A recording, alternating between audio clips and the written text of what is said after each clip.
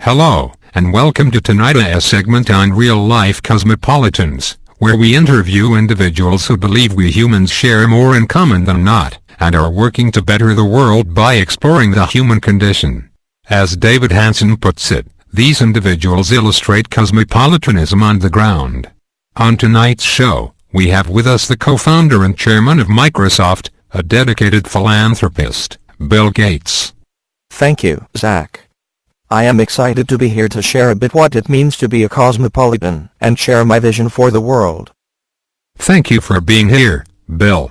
Let us dig right in with our first question. In your opinion, what is a cosmopolitan and how does it differ from an individual who identifies as a philanthropist? Yeah, I am glad you asked that question. It's actually a notable difference, and while I identify as both a cosmopolitan and a philanthropist, the two are not mutually inclusive. That is, just because you are a philanthropist or a humanitarian, that doesn't mean that you are a cosmopolitan. No, a cosmopolitan is someone who carries with them a worldview that is truly that, a worldview. It is an awareness of communities outside of your own, and a recognition that these communities interact with each other to form a sort of global community. It is also a belief that we, as humans, have much more in common than we give ourselves credit for, and that we can establish a common means of experiencing culture that extends beyond simply being tolerant. Wow, that is quite the definition. So what would you say makes you a cosmopolitan then? I wouldn't say that I am as much of a cosmopolitan as I could be, but I have definitely taken on an appreciation of other cultures and nations, particularly of those in developing nations, who may not have access to the things we take for granted. Basic things, like clean water and a safe place to sleep.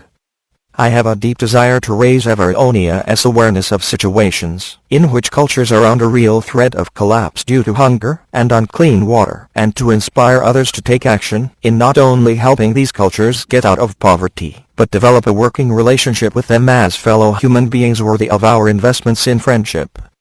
To answer your question more specifically, I have used the money I've made from my time with Microsoft to create the largest charitable foundation in existence, the Bill and Melinda Gates Foundation.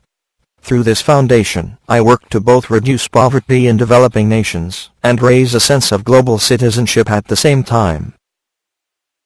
Global citizenship. That is an interesting idea.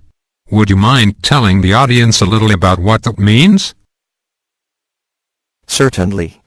It is very much in line with the cosmopolitan perspective. Global citizenship is a recognition that, whether we accept it or not, we all live together on a single planet of finite resources, and that as citizens of the world, we need to look beyond what our governments tell us about how we should feel about other nations, and instead learn about these cultures ourselves through a sense of shared community. It is both a celebration of difference and a celebration of our potential to do great things by working together. It is an ideal that I also strive to achieve through another of my charity foundations, the Gates Millennium Scholars Program.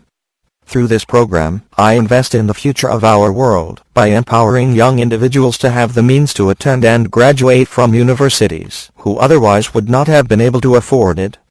Since forming this scholarship, more than 7,000 Gates Millennium Scholars have went on to graduate from college debt-free in highly competitive fields. That is very impressive. What has caused you to want to raise awareness of the poverty of developing nations rather than just problems in the United States? You hit a very interesting point. I feel that too many people in the United States are focused purely on their own problems. Ask your average American on the street about leaders and politics in other nations and you'll be met with blank stares. It stems, in part, from Eurocentrism, but I also believe it is a cultural issue that we can overcome together. True, the United States has poverty and many other issues facing both the present and the future.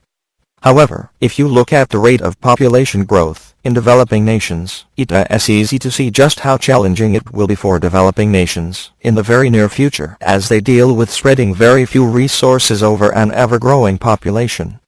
Without intervention today, there will be conflict on a terrible scale, which is why I want to inspire others to come up with solutions today for a better tomorrow. I am sure you have read Cosmopolitanism, Ethics and a World of Strangers by Kwame. In it, he says the people of the richest nations can do better. This is a demand of simple morality. But it is one that will resonate more widely if we make our civilization more cosmopolitan. After hearing his thoughts, do you agree that we should make our civilization more cosmopolitan? Absolutely. Though I would never wish to force an ideology on anyone, I believe that we can encourage others to adopt a more cosmopolitan point of view simply through improving our educational systems, to encourage the sort of cultural curiosity that comes along with the cosmopolitan point of view. If everyone were a bit more cosmopolitan, it is my hope that everyone would come together to instantly eradicate poverty and all the illnesses for which we have a cure. We would also respect other cultures, and even embrace cultural ideas which we find to be logical and congruent with our own lifestyle. A sharing of information, if you will.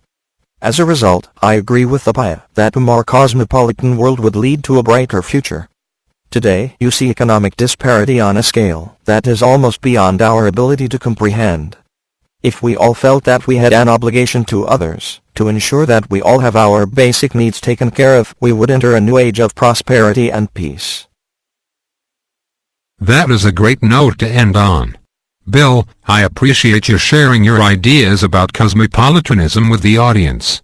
I know that I, for one, feel both awed and inspired by your accomplishments in working to make a real change in the world with regards to poverty and education.